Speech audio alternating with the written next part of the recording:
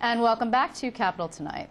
Well, Andrew Cuomo is fond of saying that he wears multiple hats, one as governor-elect and the other is his current role as Attorney General. And today he sort of melded the two together, dropping the indictment of Pedro Espada Jr. Here to offer their invaluable insights into this late-breaking news are none other than our insiders, two guys who have spent more than their fair share of time wandering aimlessly around the stalls of the state government.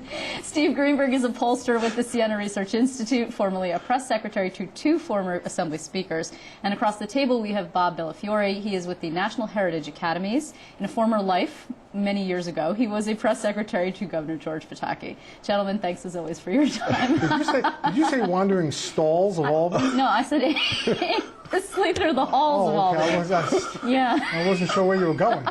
Although that actually is almost fitting for the news that we have to discuss today.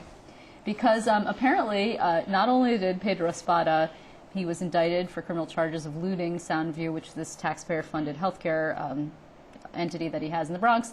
He used some of the money apparently on petting zoos. So, you know, as Marv Albert once said, people have public lives and private lives, and some people have secret lives. Maybe petting zoos is Pedro Espada's Okay, what we're going to do is start with you on the political significance. Just leave this side of the table on the political significance of this particular indictment. Well, I think it's very important. Even though Senator Espada is only a senator for another 2 weeks or so, because he got voted out by his constituents in the Democratic primary earlier this year. But look. There is this strong sense among the people of New York that Albany is corrupt, that the legislature is corrupt. Here we have yet another example. I mean, this is the second outgoing state senator to be indicted this month. Right. One Republican, one Democrat. And what Andrew Cuomo, I think, is trying to do, and presumably the next Attorney General, Eric Schneiderman, will continue in that, is to try and root out corruption and show the public that whenever any elected official does bad things, he or she will be indicted and taken out. But this is a terrible another yet again terrible symbol for the people of New York State's legislature. You know, what's interesting is, and I'm referring to the computer because we wrote something on it for the blog, you know, he was asked about the timing of this because it looks handy, you have to admit. I mean, it helps, as you noted, symbol. He said it was proof that we're going to be serious about when I say I'm going to clean up Albany, I mean it. And then he said the timing is the timing, which is some of his more poetic speak. We've been working on this case for years. The case predated anything that had to do with the Senate coup. We brought the civil case when we had the civil case, and the indictment comes down when we have the indictment. Do you believe that? Well, look, there's never a bad time to indict a corrupt politician. Okay, let's just all stipulate to that. If he'd done it before the election, then people would have said, oh, it's political, he's doing this before the election to try to send a signal that he's tough on crime. Which is what we heard when he indicted Alan Hevesi right before the election. Right. Which, of course, would have been true. And now that he does it after the election, you know, well, is he sending some other signal with the timing? The signal I think he's sending is to the legislature. Andrew Cuomo saying, I'm not screwing around. Andrew Cuomo's biggest fight coming in next year is going to be with the two houses of the legislature over, and mostly with his own party, over policy and reducing the state's budget deficit and property tax cap and fighting the special interests in Albany. That's his biggest fight. And I think he's sending a message. I'm not playing around. He sent one last week with the news over penalties for a major lobbying firm in town. Two lobbied, right. Pat Lynch and Jerry Weiss. Right, but the biggest story out of that was Lynch, out of Pat yes. Lynch, and I think that was a message to the Speaker, and now he's sending a message to other parts of the legislature. Expound on that. A message to the Speaker. What do you mean by that? Pat Lynch, as everybody known, and as everybody who's ever met Pat, she was, you know, a consigliere to Assembly Speaker Sheldon Silver for years and years, and I think one of her main points of differentiation as a lobbyist is her relationship with the Assembly Democrats. Do you agree with that? Oh, I think there's no question that everyone knows where Pat worked. I mean, whenever she's referred to publicly, it is always mentioned that she worked for that. But the agreement was that a sign, a shot across the bow with Assembly Speaker Sheldon Silver. This is something that I have heard elsewhere, too. Right, and I honestly don't think that. I think you can read many things into any action that takes place. I don't think that Andrew Cuomo reached a settlement on an investigation with Patricia Lynch Associates, and Patricia Lynch specifically, because he was trying to send a message to Speaker Silver. But didn't hurt any either. That may be the case, but I think what he does as Attorney General, until somebody proves otherwise, what I would say is what he has done as Attorney General is bring cases when he thinks he has a case to bring.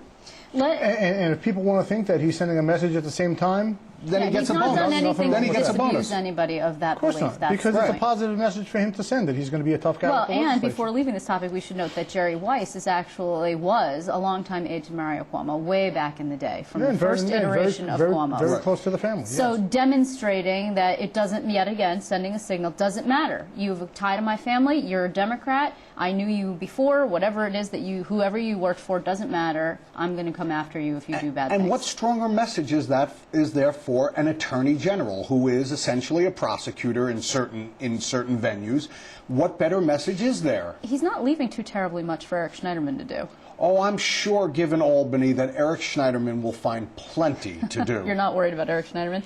Let's expand on a topic that you just brought up, which is that they're going to have fights on certain specific policy issues. And you've mentioned the tax cap, and we are seeing already the lines in the sand getting drawn. And I'm not surprised per se, but it's been awfully busy for December. Even right now, we start to move into these, like, everybody's going to their holiday party kind of thing. Mm-hmm. But instead, we're seeing lots of talk about we can't do a tax cap without mandate relief. We can't do a tax cap without giving more power to the county so they can negotiate pension reform or Medicaid reform or whatever it is, and enter the blank here.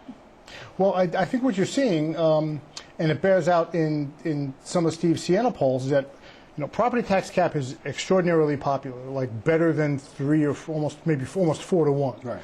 It's enormously popular. That's on the taxation side.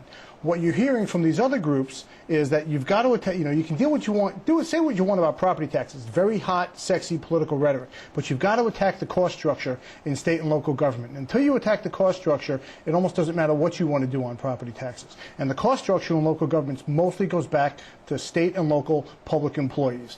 In particular, health care costs. I mean, I don't know what you pay for health care costs. Good private sector companies try to split it 70-30 with their employees.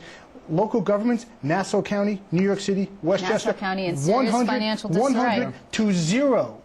Public employees in some of these municipalities pay nothing for health care, and they get it through retirement until they die.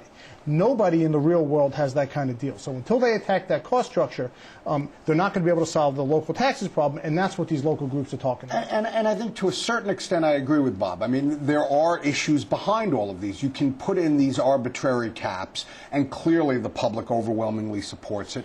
But you do have to address the other underlying issues. But I want to take an issue with one thing you said. Wait, but hold on. Aren't there states that did this? Aren't there states that put arbitrary caps on their property taxes Sure. and then subsequently drove themselves into bankruptcy? Because really that's where all your revenue comes from, or a lot of it. Well, and it depends on how you structure the tax cap and what exceptions there are for it, and can the voters override the cap by a supermajority. So there are a whole bunch of issues. But I want to go You're back supposed to take issue with him, by the way, not with me. Well, I'm sorry. It's okay. Go ahead. But you Steve. said we're starting to see lines in the sand. I don't think we're starting to see lines in the sand yet. I think what we're seeing is the jockeying and the maneuvering and the laying of groundwork for positions. I think we will get lines in the sand down the road, but I think it's too early. I think what you're seeing are the unions, are the School Boards Association, the NICOM, the Association of Mayors, are coming out and starting to say, hey, they're pushing back a little bit and saying, look, we can understand why you want to do a cap, but you've got to give us some relief if you want us to hold the line on taxes. Yeah, and they're doing it in a sort of, right now, they're doing it in a respectful way, in a little bit of a gingerly way, because, Exactly. the guy hasn't even taken office yet, and let's face it, people are afraid of him. He's powerful. He came in with a big mandate, and people are a little scared. And unlike Eliot Spitzer, who came in with an even bigger landslide victory and an even better favorability rating entering the job as governor, I think Andrew Cuomo is going to be a much smarter politician than Elliot Spitzer was on his best day. Right, and that's the fundamental difference. Everybody believes that Andrew Cuomo knows how to maneuver his way around this chessboard, when Elliot Spitzer just fell off of it almost at the first opportunity. Right. Let's just very quickly, New York City OTB, we are not celebrating but marking the first anniversary of the closure, the first week anniversary of the closure of New York City OTB. It's true, it's been a week already. A whole week? They A missed whole that week already? I know. It'll be like 7 days? Yes. They missed the midnight deadline on the bailout, failed to preserve some 1,000 jobs in New York City. Subsequently, they have not come back to get a deal. Will they get a deal before the end of December? It's hard to tell. I mean, it's been 7 whole days and the world hasn't ended yet. 7 whole days is a long time in politics, Bob. Steve? I don't know if they get a deal or not, and I don't know that that other than the employees directly involved and those gamblers who would frequent the OTB parlors in New York City, I'm not sure the public cares a whole lot one way or the other. No, but the racing industry does. The racing industry's got many of its own problems that go far beyond the OTB. I mean, I think in terms of the general public, they've never seen a bookie go broke. Well, and it's also Christmas, so it's hard to focus. In the meantime, I want to thank you. I'm going to see you guys again soon, I hope. Bob Bellafiore and Steve Greenberg, thanks for joining me. Thank you. You bet.